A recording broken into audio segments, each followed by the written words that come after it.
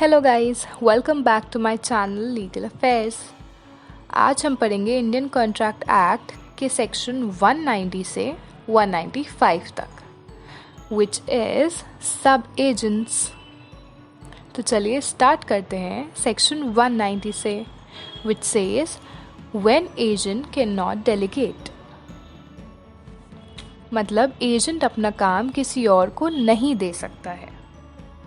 An agent cannot lawfully employ another to perform acts which he has expressly or impliedly undertaken to perform personally, unless by the ordinary custom of trade a sub-agent may, or from the nature of the agency, a sub-agent must be employed. इसका मतलब है कि agent lawfully किसी और को अपनी duty perform करने के लिए नहीं दे सकता। जो काम सिर्फ उसे परफॉर्म करने के लिए दिया गया है वो किसी और को नहीं दे सकता। बट कुछ ऑर्डिनरी सिचुएशन में अगर एजेंट ने कहा कि सब एजेंट की अपॉइंटमेंट ज़रूरी है, तब सब एजेंट को एम्प्लॉय किया जा सकता है।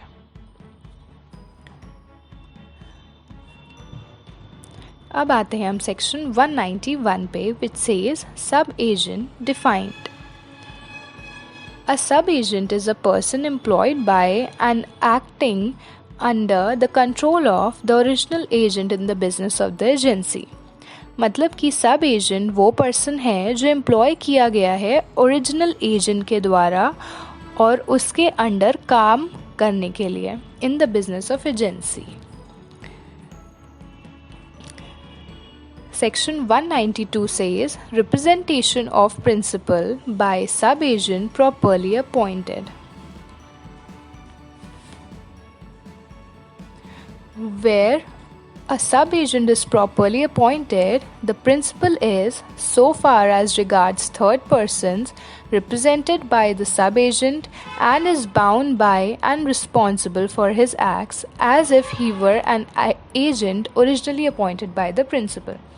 इसका मतलब कि अगर कोई सब एजेंट की अपॉइंटमेंट प्रॉपरली हुई है और अगर सब एजेंट कोई थर्ड पार्टी के साथ कोई एक्ट करता है तो सारे एक्ट्स की रिस्पॉन्सिबिलिटी प्रिंसिपल की होगी और सब एजेंट को ये मान के चला जाएगा कि वो एक्ट उसके प्रिंसिपल ने खुद किया है।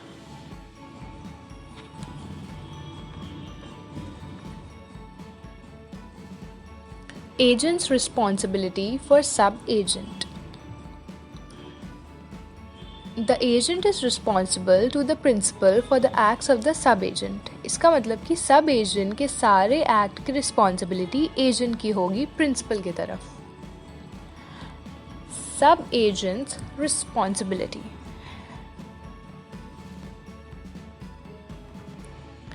The sub-agent is responsible for his acts to the agent, but not to the principal except in case of fraud or willful wrong. इसका मतलब कि सब एजेंट सिर्फ एजेंट की तरफ रिस्पॉन्सिबल होगा but not to the principal, बस fraud और willful wrong के केस को छोड़कर।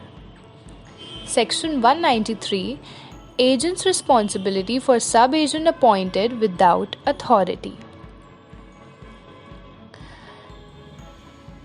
Where says where an agent without having authority to do so has appointed a person to act as a sub-agent, the agent stands towards such person in the relation of a principal to an agent and is responsible for his acts both to the principal and to third person. The principal is not represented by or responsible for the acts of the person so employed, nor is the person responsible to the principal. इसका मतलब है कि अगर agent जिसके पास authority नहीं है appoint करने की सब एजेंट को और फिर भी वो सब एजेंट को अपॉइंट करता है तो फिर उस केस में सब एजेंट की सारी रिस्पॉन्सिबिलिटी एजेंट की होगी थर्ड पार्टी और प्रिंसिपल के सामने, और उस केस में प्रिंसिपल उसको रिप्रेजेंट नहीं करेगा और ना वो उसके लिए रिस्पॉन्सिबल होगा। Section 194 Relation between principal and person duly appointed by agent to act in business of agency. where an agent holding an express or implied authority to name another person to act for the principal in the business of the agency has named another person accordingly, such person is not a sub-agent but an agent of the principal for such part of the business of the agency as is entrusted to him. इसका मतलब है कि जहाँ पे भी agent को express या implied authority दी गई है ओरल कंडक्ट या रिटन में कि वो किसी दूसरे एजेंट का नाम ले दे प्रिंसिपल के बिजनेस के काम के लिए, उस पर्सन को हम सब एजेंट नहीं कहते हैं, बल्कि वो भी एक एजेंट होता है प्रिंसिपल का for the business of the agency as is interested to him. For example, A directs B, his solicitor, to sell his estate by auction and to employ an auctioneer for the purpose. B names C, an auctioneer, to conduct the sale. C is not the sub-agent but is A's agent for the conduct of the sale.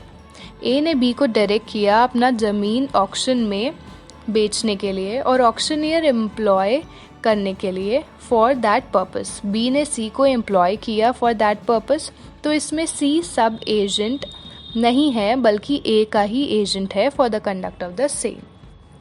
अब आते हैं section 195 which says agent's duty in naming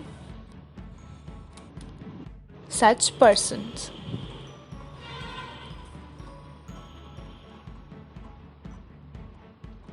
In selecting such agent for his principal, an agent is bound to exercise the same amount of discretion as a man of ordinary prudence would exercise in his own case. And if he does this, he is not responsible to the principal for the acts or negligence of the agent so selected. इसका मतलब है कि जब agent अपने principal मालिक के लिए agent select करता है, उतने ही विवेक ऑर्डिनरी प्रूडेंस के साथ जितना प्रिंसिपल अपने लिए करता, और अगर एजेंट ने भी वैसे ही चूज सेलेक्ट किया है तो फिर वो उस सेलेक्टेड एजेंट के नेग्लिजेंस की रिस्पॉन्सिबिलिटी नहीं लेता है. For example, A instructs B, a merchant, to buy a ship for him. B employs a ship surveyor of good reputation to choose a ship for A. The surveyor makes the choice negligently and the ship turns out to be unseaworthy and is lost. B is not, but the surveyor is responsible to A. इसका मतलब A instruct करता है B को ship खरीदने के लिए, B employ करता है किसी सर्वियर को ए के लिए शिप चूज़ करने के लिए, और सर्वियर नेग्लिजेंटली कोई भी शिप चूज़ कर लेता है और शिप अनसीवर्दी निकल आती है और वो खो जाती है. तो इस केस में बी नहीं बल्कि सर्वियर रिस्पॉन्सिबल होगा towards a. So that's it for today. Thank you guys. Bye bye.